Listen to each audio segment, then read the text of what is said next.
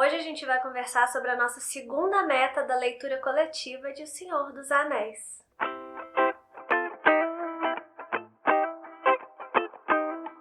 Oi, eu sou a Michelle, sejam muito bem-vindos aqui no canal. E nós chegamos ao fim aqui de A Sociedade do Anel, que é o primeiro volume de O Senhor dos Anéis.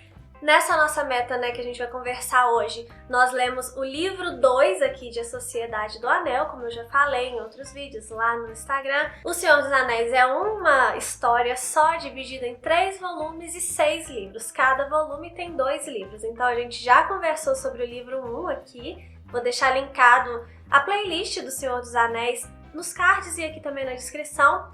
E tudo que eu for falando aqui durante esse vídeo que tiver link, eu vou deixar tudo aqui na descrição e nos cards até onde couber. Mas nos cards só cabem 5, 5 links. Então eu vou deixar tudo aqui na descrição. Depois que acabar esse vídeo, você vai lá dar uma olhada, tá bom? Então vamos falar aqui hoje sobre o livro 2 de A Sociedade do Anel. Uma parte aqui de O Senhor dos Anéis que acontece muita coisa importante. Eu já estava ansiosa para vir aqui conversar com vocês. Mas antes de começar, aqueles avisos, assim, o primeiro aviso. Como vocês podem ver, estou aqui num cenário diferente, Eu tô na casa da minha mãe, aqui que ficam os meus livros, porque na minha casa não cabe, por enquanto. Então, eu tô aqui e tá tendo uma obra aqui do lado muito escandalosa. Então, eu tô tentando achar um horário aqui pra gravar que eles estão mais silenciosos, mas se sair algum som aí, eu vou tentar tirar, depois na edição. Mas se sair algum som aí, me desculpem, tá, gente? É que eu não posso ficar esperando pra gravar esse vídeo aqui, porque ele vai sair amanhã. Eu tô gravando esse vídeo aqui na terça e você vai estar assistindo ele na quarta. Então eu não posso mais esperar pra gravar. Então me perdoem os ruídos aí que porventura saírem no vídeo. Outros avisos são aqueles, Deixe seu comentário aqui embaixo sobre o que você está achando desse livro, se você está fazendo essa leitura comigo ou a releitura. Me conta suas impressões aqui, eu tô adorando acompanhar as opiniões de vocês, tanto aqui pelo canal quanto lá pelo Instagram também, que lá no Instagram eu tô fazendo os diários de leitura dessa leitura coletiva, então me acompanhe por lá também, meus links estão todos aqui na descrição. Curte esse vídeo aqui se você gostar dele, não esquece depois de deixar sua curtida. E se você não for inscrito aqui no canal, dá uma olhada nos vídeos que eu faço. O meu canal é sobre literatura, como vocês já puderam perceber. E se você gostar, se inscreva aqui no canal também e compartilhe meus vídeos para que a gente possa incentivar as pessoas a ler, Quanto mais gente falando sobre isso, melhor. Então agora sim, vamos falar sobre o livro 2 de A Sociedade do Anel.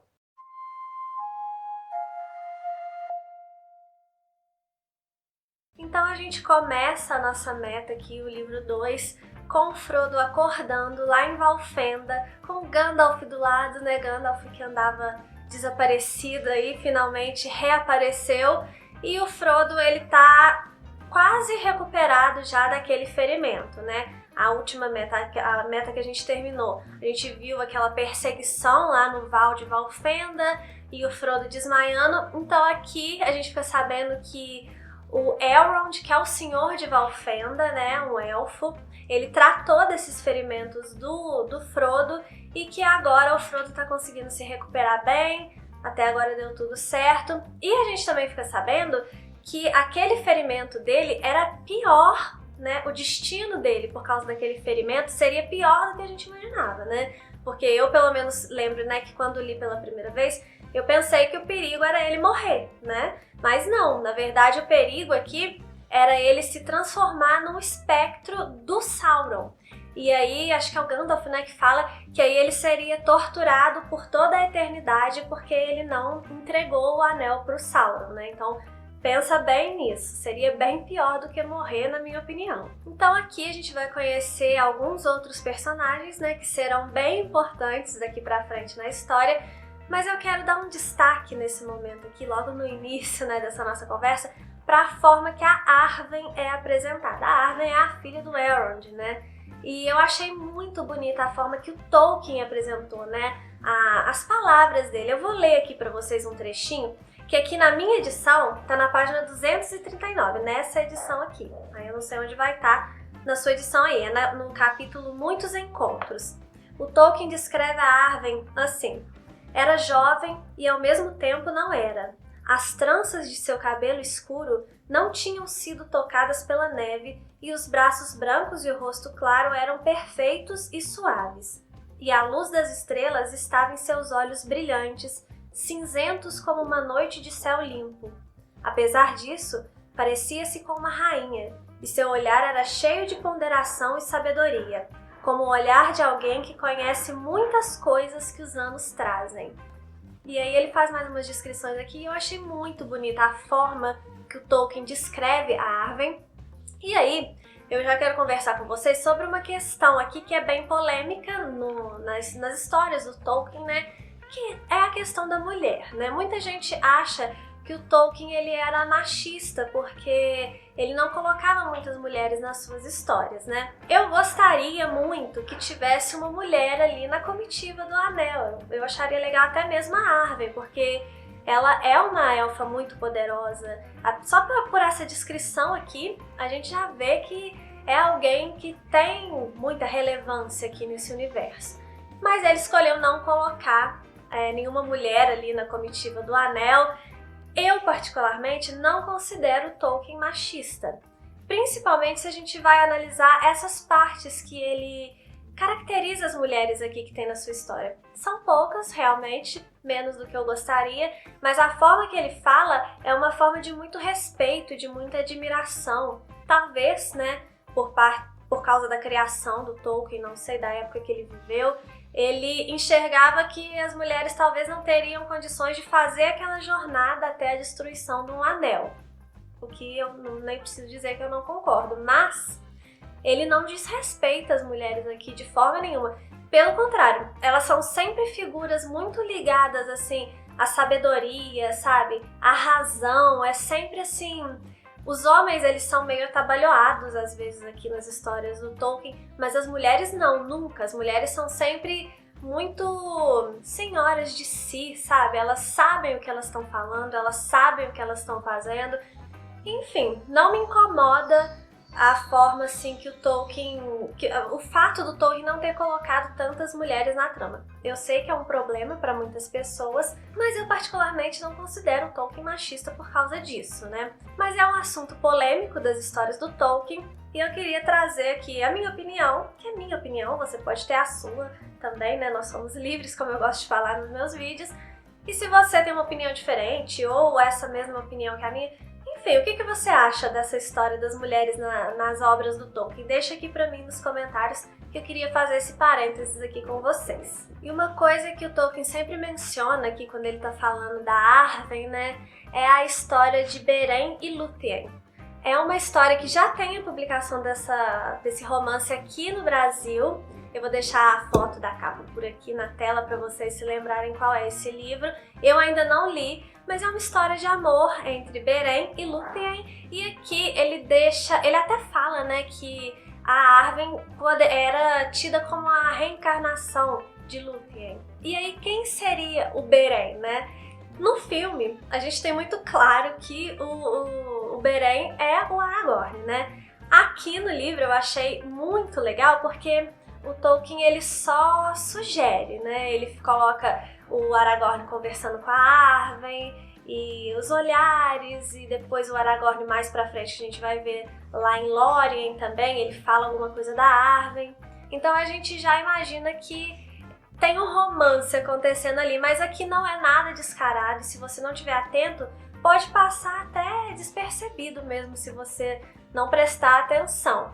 Eu acho que chega um momento que mais pra frente que vai ficar claro, né, nos próximos livros, mas aqui em A Sociedade do Anel é só sugerido, né, que teria essa história aí de Beren e Lúthien e a Arwen seria Lúthien e o Aragorn seria Beren. Então fiquem ligados aí, porque ele vai mencionar essa história aqui várias vezes durante a narrativa, na verdade. Então é algo bem... E eu fiquei bem curiosa pra ler essa história. Quando terminar aqui de reler O Senhor dos Anéis, eu acho que eu vou comprar tanto esse livro como um outro livro também que saiu, que tem a capa muito parecida. Eu vou deixar aqui na tela também. Eu quero ler esses livros aí do Tolkien porque eu quero me aprofundar mais nesse universo. Essa releitura tá me fazendo ter vontade de me aprofundar mais, tanto porque eu tô lendo com mais atenção e eu tô pegando coisas assim que eu não tinha pegado antes. Essa própria história de Beren e Lúthien, eu não sabia o que era da primeira vez que eu li, né? E hoje em dia já tem livro aqui no Brasil, então eu já sei mais do que se trata. Enfim, ele faz muitas referências aqui de outras obras dele e eu gosto de ir pegando isso daí. E aí, pra quem leu O Hobbit, vai reencontrar aqui um daqueles anões lá que participaram da jornada com o Bilbo, que é o Glóin. E o Glóin, ele vai contar que tem 3 daqueles anões que também participaram de Hobbit que estão desaparecidos, que são o Balin, o Ori e o Oin. E aí a gente vai ficar sabendo mais pra frente o que aconteceu com eles. Quem a gente também reencontra aqui, né, em Valfenda, vai ser o Bilbo. E eu tava ansiosa por essa parte porque eu amo esse reencontro do Frodo com o Bilbo. Eu amo o nosso reencontro também com o Bilbo, né, porque a gente não sabia se a gente ia ver o Bilbo de novo quando ele parte lá daquele jeito dele diferentão do condado. E a gente reencontra o Bilbo aqui. E é muito bonito, assim, perceber a relação dele com o Frodo. Eu acho que no livro essa relação dos dois fica mais clara ainda do que no filme, apesar de eu gostar bastante das adaptações, mas eu acho que aqui a gente consegue sentir o carinho que o Frodo tem pelo Bilbo e que o Bilbo tem pelo Frodo. Eu gosto muito dessa parte. E o Bilbo, ele vai presentear o Frodo com a Ferroada, que é aquela espada que fica brilhante, né, quando tem orcs por perto. E ele também vai presentear o Frodo com aquela malha, né, de metal, Mithril, se eu não me engano, Mithril, não sei como é que pronuncia esse nome, mas eu acho que é Mithril. Que é feito lá em Moria, né, pelos anões e tal, que a gente também vai chegar nessa parte.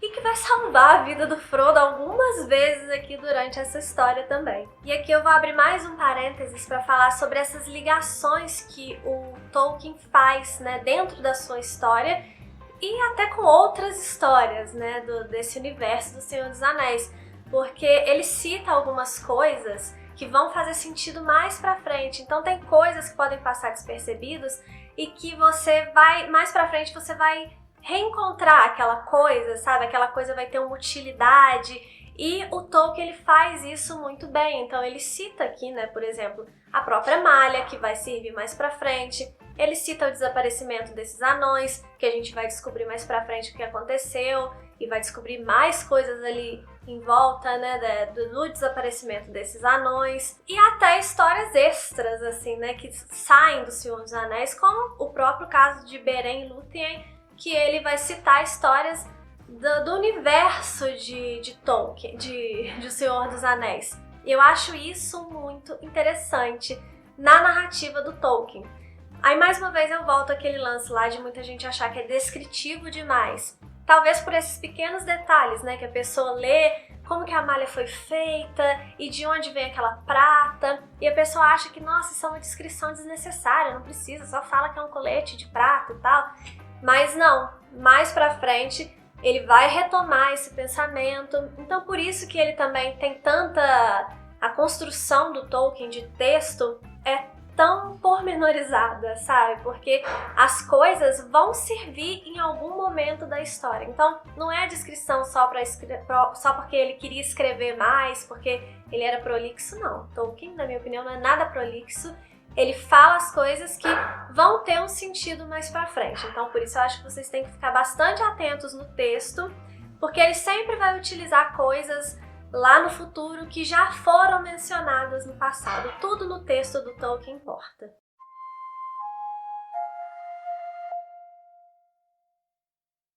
Aí a gente chega numa parte crucial da história, que é quando Elrond vai reunir o conselho para decidir o que vai ser feito com o Um Anel. E aí um monte de gente, né, um monte de raças diferentes vão participar daquele conselho e cada um vai contar a sua história, o que aconteceu com aquela pessoa ali naquele tempo que a gente não viu. Por exemplo, Gandalf, né, que é a história que a gente estava, pelo menos eu estava mais ansiosa para descobrir, afinal de contas, por que ele passou tanto tempo desaparecido. E aí ele vai contar, né, que o Saruman, que é o Mago Branco, ele se bandeou pro lado do Sauron, né, ele se corrompeu e tentou corromper o Gandalf também, que a gente sabe que não vai se corromper por nada. E aí o Saruman, ele prende o Gandalf no alto de uma torre e o Gandalf vai ficar ali sem magia, né? Ele não tá com aquele cajado dele, e ele vai ficar ali sem ter muito como escapar. Até que uma ave enviada por um outro mago chamado Radagast, que a gente viu no filme do Hobbit, né? A gente viu o Radagast. Eu adoro a caracterização desse mago lá naquele filme. Se você ainda não assistiu, assista. E o Radagast, ele manda uma ave para salvar o Gandalf. E assim ele consegue fugir dali. Então ele vai resumir bastante, né? Mas ele vai contar toda essa história, como que tudo isso aconteceu, o que o Saruman falou para ele. Ele vai contar tudo isso ali nesse conselho. Os outros personagens também, né? A gente vai conhecer o Legolas, a gente vai conhecer o Boromir, a gente vai conhecer o Gimli, que é filho do Glóin. Então, são personagens que vão ser muito importantes, porque vão fazer parte da comitiva do Anel. E aí, eu sempre disse, né? O Legolas sempre foi um personagem que eu sempre gostei muito, na verdade, ainda gosto. Mas eu tava achando ele aqui nesse início dessa apresentação muito apagado, porque ele quase não fala nada, o narrador quase não menciona ele, e eu tava estranhando isso. Mas depois, mais pra frente aqui, ele vai ter mais participação mesmo na história. Mas eu acho que o meu gosto pelo Legolas é mais por causa do filme, né? Eu acho que eu gosto muito do Orlando Bloom de Legolas, acho que ficou muito bem. E sempre que eu falo isso, meu marido fala que a Arwen também ficou muito bem. Mas enfim, agora mais pra frente no livro aqui, eu já tô achando que ele tá com uma participação melhor. Mas no início, eu achei o Legolas muito apagadinho. Mas aí todo mundo vai contar a sua história. Boromir vai contar a sua história. E outra coisa, no filme eu não antipatizo tanto com o Boromir como eu antipatizo com ele aqui. Eu sei que ele não é um homem ruim, mas eu não gosto do Boromir, não consigo gostar dele. Acho que é aquela pessoa pesada, sabe? Que pesa o ambiente mesmo. Não gosto muito dele aqui. No filme eu já tenho uma simpatia, talvez seja por causa do Sean Bean, né, que é ele que faz o Boromir. Mas aqui eu realmente não vou com a cara do Boromir do jeito nenhum. Mas aí a conclusão do conselho é que um anel vai ter que ser destruído. E a única forma de destruir um anel é jogar ele no fogo lá da Montanha da Perdição, que é onde ele foi forjado. Então é só ali que eles vão conseguir destruir um anel. Então eles terão que ir, alguém, né, vai ter que ir a Mordor para jogar esse anel no fogo lá da Montanha da Perdição, que também é referida no livro como Orodruin. Eu não sei muito bem como é que pronuncia esses nomes aqui do Tolkien, tá, gente? Não sou especialista em Tolkien, eu sou só uma admiradora, então se alguém souber e quiser me corrigir aqui, fique à vontade que eu tento falar certo das próximas vezes. Mas uma coisa que é um pouco complicado na escrita do Tolkien é que ele dá vários nomes para uma coisa só, porque cada povo chama aquela coisa de um nome, né? Aquela coisa ou aquela pessoa. O próprio Gandalf, ele tem vários nomes. Então você vai encontrar aqui a espada com vários nomes, os elfos com vários nomes. Aí você vai ter que ficar atento aí pra descobrir do que ele tá falando. Isso é uma coisa que é meio difícil pra mim, confesso. Eu já tentei ler o Silmarillion uma vez, eu vou tentar de novo. E o que me desanimou um pouco foi essa quantidade de nome pra uma mesma coisa que você tem que ficar lembrando. Esse é qual mesmo? É uma particularidade mesmo do Tolkien. As descrições, como eu falei, eu não acho chatas não. Mas esse negócio de ter que ficar lembrando vários nomes para uma coisa só, isso me confunde sim, não vou mentir não. Mas também não é uma crítica, é só um detalhe que eu acho que torna a leitura um pouco mais difícil. Você tem que estar um pouco mais atento a esses nomes, vários nomes aí para uma mesma coisa. Daí, para destruir um anel, o Elrond decide fazer uma comitiva do anel, né? Um grupo de pessoas que vai juntos levar o anel lá na Montanha da Perdição. E aí vão ser 9 pessoas, né, para fazer frente aos 9 cavaleiros lá, os cavaleiros negros, que são os espectros do anel, né, que o Gandalf até fala isso com o Frodo no início da nossa meta, que ele fala, lembra daquela história que eu te contei dos espectros do anel? São esses cavaleiros, então. E aí quem vai participar dessa comitiva, né, o Frodo, obviamente, que é o portador do anel, o Sam, que é o fiel escudeiro dele, o Merry e o Pippin, que fazem pirraça porque eles querem ir, então eles são os 2 últimos escolhidos. E aí também a gente vai ter o Gandalf, o Aragorn, o Legolas, o Gimli e o Boromir. Agora eu vou fazer mais um parênteses aqui no vídeo para falar sobre o narrador da obra, porque nessa parte da história do conselho ali, o narrador me chamou muita atenção. Eu vou ler uma frase aqui. Nem tudo que foi falado e debatido no conselho precisa ser contado aqui. Só por essa frasezinha a gente já percebe que o narrador aqui de O Senhor dos Anéis, ele é onisciente, né? Ou seja, ele sabe de tudo o que acontece, ele sabe dos pensamentos, dos sentimentos, de tudo com relação aos personagens, né? Só que com essa frase você percebe que o narrador dessa história, ele escolhe o que ele vai te contar. A história que a gente está lendo, né, é a história que o narrador escolheu nos contar. E eu acho isso muito legal. Eu não acho que esse aqui não seja um narrador confiável, eu acho que ele é um narrador confiável, sim, mas ele escolhe o que ele vai nos contar. Ele que decide o que é importante a gente saber e o que ele vai guardar para si, o que ele não quer dizer, entendeu? Eu acho legal a gente perceber essas particularidades mesmo da narrativa, sabe? Eu gosto de olhar esses detalhes, a forma como o texto foi construído, e eu tô gostando muito do narrador que o Tolkien construiu. Uma coisa muito importante, não confundam o Tolkien com o narrador. O Tolkien não é o narrador da história, o Tolkien é o autor. Autor é uma coisa, narrador é outra coisa. E a forma que o Tolkien construiu o seu narrador aqui em O Senhor dos Anéis é algo que está me chamando muita atenção positivamente. Eu tô falando várias coisas aqui que estão chamando a minha atenção, que eu tô amando, mas é porque realmente a primeira vez que eu li O Senhor dos Anéis, eu fiz uma leitura mais superficial, né? Mais de entretenimento. Agora eu tô lendo com muito cuidado para fazer os vídeos aqui para vocês, tô fazendo os diários de leitura lá no Instagram. Então eu tô percebendo muitas coisas que eu não tinha percebido antes. Também tô mais madura, né, com a minha relação com a literatura. Hoje em dia eu já estudo muito mais literatura e sei muito mais de literatura do que eu sabia 10 anos atrás. Então tá sendo de fato uma jornada que tá me deixando muito encantada pelo texto do Tolkien.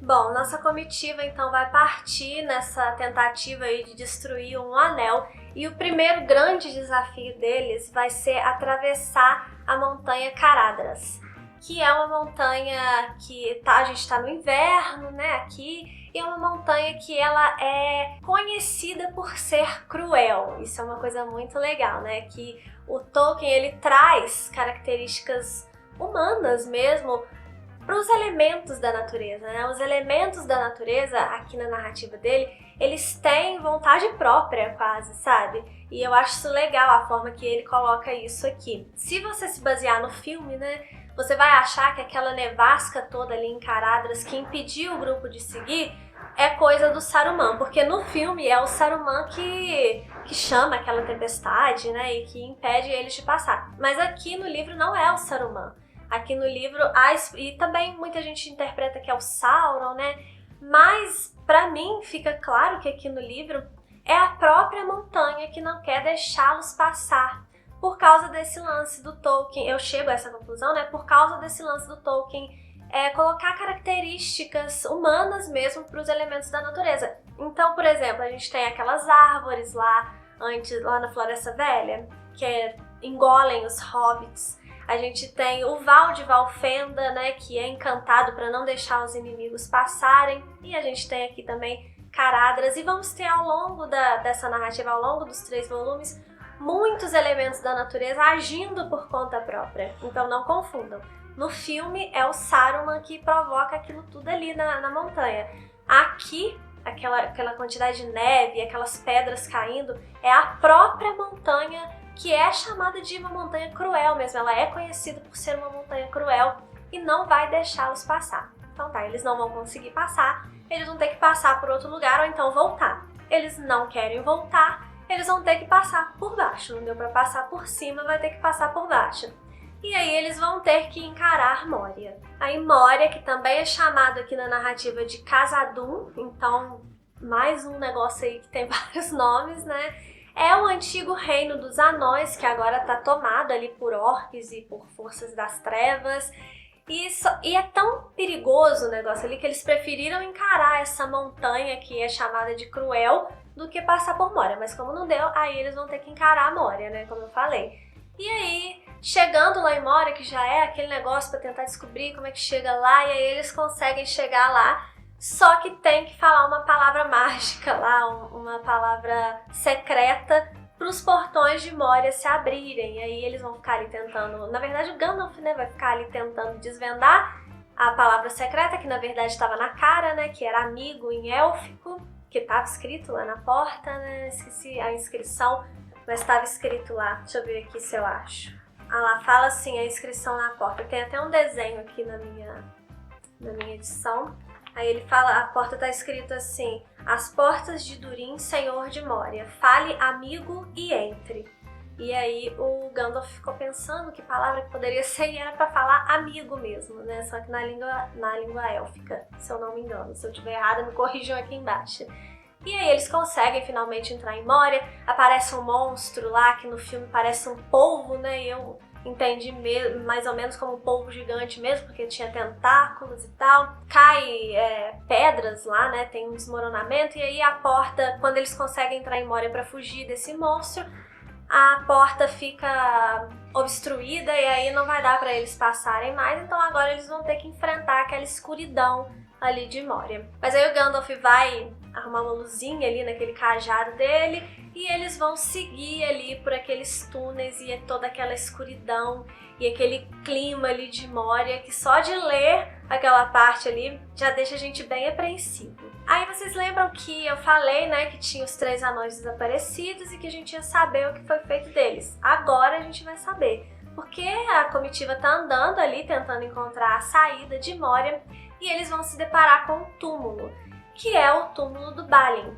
E ali também eles vão encontrar um livro já todo despedaçado, mas que o Gandalf consegue ler mais ou menos ali os relatos dos anões. E aí a gente fica sabendo que eles sofreram um ataque muito terrível de algo que deixou eles muito amedrontados, que a gente vai ver daqui a pouquinho o que é essa coisa que deixou os anões tão amedrontados assim. Os anões, né, foram dizimados dali. O Gimli fica muito chateado, né, porque são os anões parentes dele lá, e então é uma parte bem triste, assim, principalmente pro Gimli.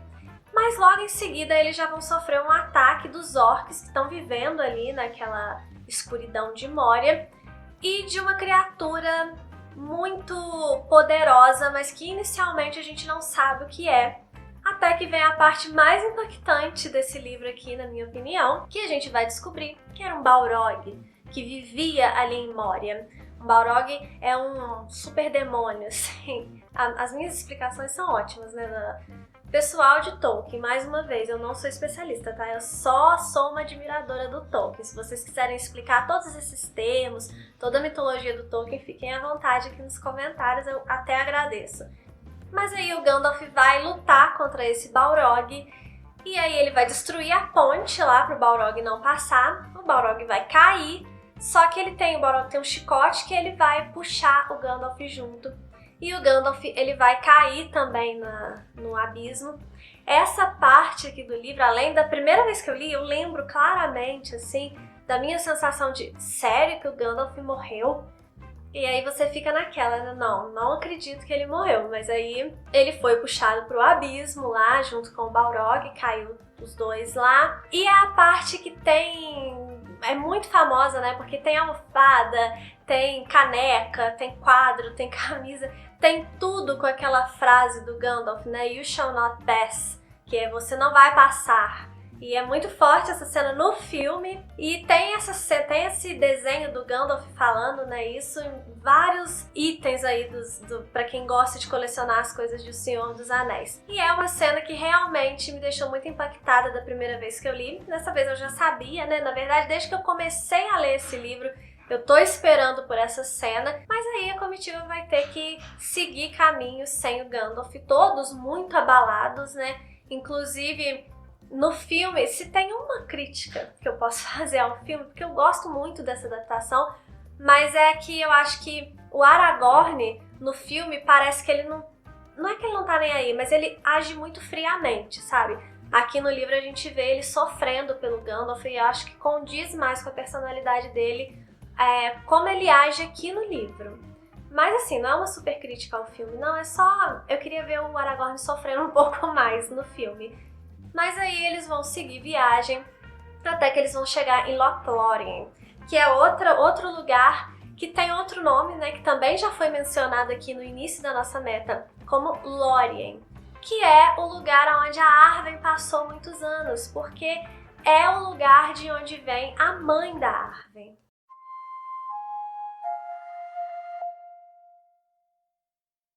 Uma coisa que não fala claramente aqui nesse livro é quem é a mãe da Arwen, né? Mas a mãe dela se chamava Celebrian e ela era filha da Galadriel. A Galadriel, que a gente vai ver agora, que é a Senhora de Lórien. E aí a comitiva vai ficar ali durante um tempo. Eles não têm muita noção do tempo, porque o tempo passa diferente ali em Lórien. Até mais pra frente o Aragorn explica, né, pro Frodo, pro Sam, não sei, que o tempo dos elfos ele passa acelerado, então eles sentiram o tempo de uma forma diferente. Eles não sabem muito bem quantos dias que eles ficaram ali naquela floresta. Mas eles vão ficar ali e a Galadriel vai possibilitar que o Frodo e o Sam tenham algumas visões no espelho de Galadriel. E aí o Sam e o Frodo vão olhar naquele espelho ali e vão ter algumas visões. No filme é só o Frodo que olha, então as visões do Sam, quem vai ver no filme vai ser o Frodo, né? Mas aqui no livro o Sam e o Frodo vão olhar e primeiro é o Sam. O Sam, ele vai ver, eles vão ter várias cenas, né? Mas a que chama mais atenção do Sam aqui vai ser a destruição do condado, né? Ele vai ver as árvores sendo derrubadas e edifícios de tijolos sendo construídos e chaminés soltando fumaça preta. Então ele vai ver o condado sendo completamente desmatado e destruído. E ele vai ficar desesperado, né? Porque ele vai falar, pela primeira vez eu vejo o Sam aqui pensando em abandonar o Frodo, porque ele quer voltar pra lá. Mas aí a Galadriel vai falar com ele, né, que o espelho ele mostra o passado, o presente e o futuro. E não necessariamente o futuro que ele mostra é um futuro que vai acontecer e não tem jeito. É um futuro que pode ou não acontecer. Vai depender das atitudes, das decisões que cada um vai tomar. E aí vai ser a vez do Frodo olhar no espelho. Dentre as coisas que o Frodo vai ver no espelho, ele primeiro vê um homem, né, que parece um mago. Ele até pensa que poderia ser Gandalf, mas esse homem não estava com roupas cinzas, ele estava com roupas brancas. Então, num outro momento, ele pensa que poderia ser Saruman. Só que o homem toma ele vê esse homem vindo numa estrada, mas em um determinado momento ele vai para outro caminho assim na estrada e o Frodo não consegue ver o rosto desse homem, ele não fica sabendo quem é. Entre outras imagens, depois ele vai ver o olho de Sauron, que vai ficar cada vez maior e chamando ele, e nisso o anel começa a pesar e ele começa a inclinar, né, em direção ao espelho. Até que a Galadriel fala pra ele não tocar na água e aí ele meio que acorda assim, né? E aí a gente percebe que o anel agora ele já tá bem mais poderoso, né? O anel tá sentindo que ele tem que voltar para as mãos do mestre dele, porque eles estão numa jornada para destruí-lo e ele não quer ser destruído. Mais um objeto aí, né? Agora não é um elemento da natureza, mas um objeto que o Tolkien coloca emoções muito humanas nele, né? O anel não tentando evitar a sua destruição de todas as formas e tentando voltar para o seu mestre. E a partir de agora a gente vai ver que o anel vai ficando cada vez mais persuasivo, cada vez mais difícil, né, de ser carregado ali. Ele vai afetar ainda mais as pessoas, não só quem o carrega, mas também as pessoas em volta ali do Frodo, né, como a gente vai ver que vai acontecer com o Boromir. Eles vão sair ali de Lórien, né, a Galadriel vai emprestar uns barcos para eles irem pelo rio, né, que vai ser melhor, vai ser mais fácil, menos arriscado. A gente vai ficar sabendo que o Gollum tá perseguindo eles, a gente já tinha algumas pistas lá desde Moria, né, desde antes deles entrarem em Moria, que o Frodo e o Sam estavam vendo vultos e barulhinho aqui, barulhinho ali. O Frodo e o Sam eles vão falar todos preocupados assim com o Aragorn, e o Aragorn fala assim, não, esse aí é o Gollum que tá seguindo a gente, já tem uns dias já, o Aragorn já tava sabendo. E aí a gente também vai chegar na parte que eu falei do Boromir, né? O anel ele vai atingir o Boromir com muita força.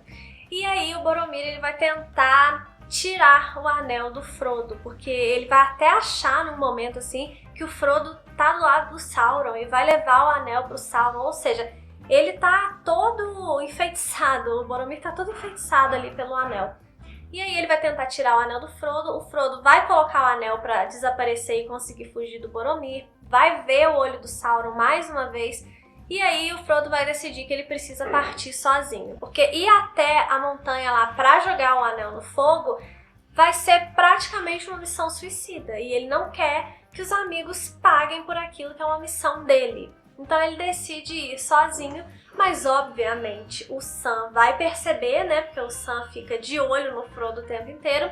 O Sam vai atrás dele e vai se jogar no rio mesmo sem saber nadar, e aí o Frodo vai ter que pegar ele e botar ele no barco, e aí os dois vão seguir caminhos juntos. E aí a sociedade ela vai se dividir, né? O último capítulo até chama O Rompimento da Sociedade. O Frodo e o Sam então vão seguir agora o caminho para destruir um anel, e a gente finaliza assim essa nossa meta. Uma grande diferença com a adaptação do primeiro livro é que no filme já acontece ali uma morte importante na história, enquanto aqui no livro não acontece morte nenhuma além da do Gandalf, né? E aí é uma grande diferença, mas que eu entendo, né, a decisão do filme, porque essa morte do filme já vai acontecer bem no início do segundo volume, então não teria por que pagar o ator pra fazer só uma ceninha no próximo filme, né? Então eles já resolveram isso no primeiro filme. E é aí que a gente para agora a nossa meta, terminamos a Sociedade do Anel. Tô muito satisfeita com essa leitura, com essa releitura. Tô muito apaixonada, como vocês podem perceber. Lá no Instagram, vira e mexe, eu tô colocando uma declaração de amor ali pro Tolkien, porque realmente tô achando, assim, um mestre. Eu já gostava de Tolkien, né, quando eu li da primeira vez, mas agora, assim, ele tá me conquistando definitivamente. Na próxima meta, a gente vai começar, né, a ver ali a história de As Duas Torres, que já tá aqui do meu ladinho. A gente vai ler o livro 3, né, como eu falei, esses livros, O Senhor dos Anéis é uma história só, não custa repetir, dividido em 3 volumes. Aqui a gente tem o livro 1 e o livro 2, aqui a gente tem o livro 3 e o livro 4. E a nossa próxima meta é o livro 3 aqui de As Duas Torres. Eu espero que vocês estejam gostando desses vídeos de leitura coletiva e até o nosso próximo vídeo.